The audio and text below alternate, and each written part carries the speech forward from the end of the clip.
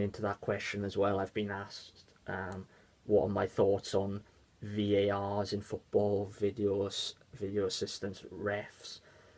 Um, Now this is a difficult one because obviously in rugby, um, yeah, obviously in rugby this TMOs and video assistant ref, we've been using it all the time in rugby. Football has never had it, and just like rugby, football has always been a successful sport without that.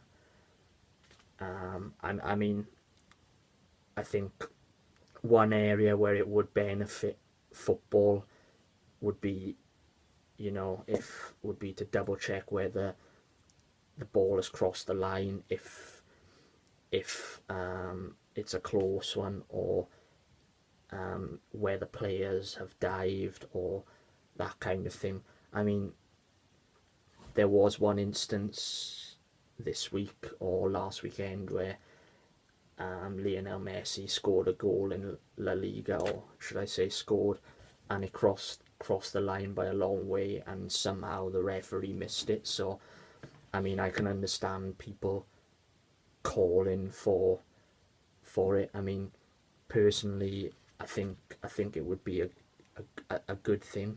I think they need to look at it, but what they don't want to do at the same time is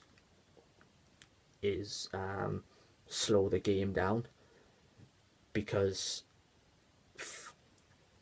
rugby works really well with that, but football is just a lot different sport. Rugby is the kind of sport where you do have stoppages during games for knock-ons, free kicks, injuries, timeouts, scrums, different kind of thing.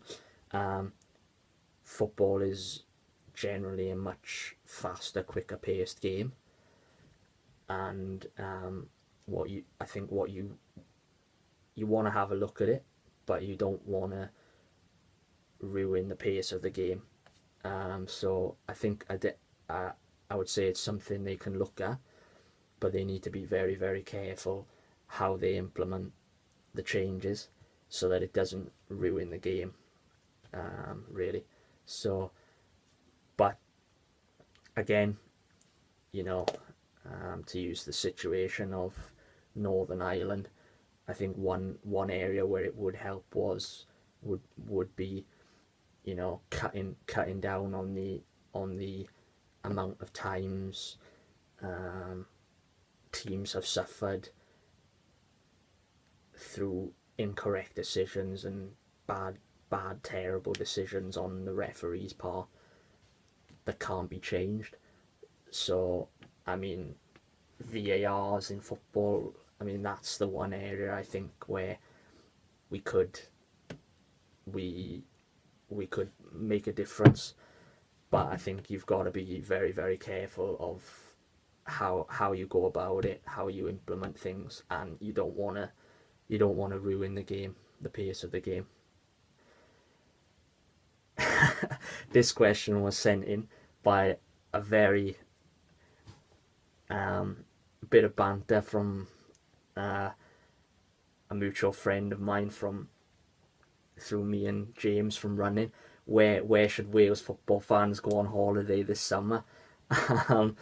um, I mean, this is, well, I could spend a while on this. I mean, you've got Budapest, that's pretty lovely. Paris, Madrid, lots of good European cities out there, and especially nice ones to watch the football in as well. But after the draw today, if I was England, I wouldn't be getting too ahead of yourselves. Belgium in your group, Tunisia, who are unbeaten in qualifying. I know you drew with Brazil and Germany, but what you don't want it to be is the same old story where your media get ahead of themselves, and then it ends up being a 2.5 week lad's busman's holiday really, and then you come home again. It was pretty interesting watching BT Sport the other night, listening to Rio Ferdinand, Frank Lampard, Steven Gerrard talk about why the golden generation failed, and that they had to take some personal responsibility themselves. But I also think, you know, you have to look at your country as well. You have to look at your media as well. Yes, they were the golden generation, or so-called, but I think the English media has a very big problem of overhyping things, and perhaps sometimes jumping expectations and making their football teams sound better than they are. And that's always been the case, and I think that, you know, it needs to be a change in approach from the media side of things as well. And you need to just get behind, instead of, you know, putting all this extra pressure, you need to just take it as it comes. Get behind your team, but take it as it comes. No one has a divine right to win a World Cup. No one has a divine right to win anything. It takes hard work. It takes dedication. There's a good saying. Talent gets you nowhere without hard work. It doesn't matter how talented you are if you're not willing to put the hours in on the training pitch, and you're not willing to dedicate your training and just work your arse off, then talent doesn't mean anything. And I mean, yeah, so that's how I would answer that question. The next question: why do I think Wales struggled against Georgia in the scrum in the autumn internationals? I mean, first and foremost, I think, as Jonathan Davis, as the guys on Scrum 5 said, it was going to be, as soon as they picked the pack they did, it was going to be very, very difficult. I mean, Ireland we weren't the only ones. Ireland made 14 changes to their team and literally only just scraped past Fiji. But them and Scotland have been implementing their new style for a while.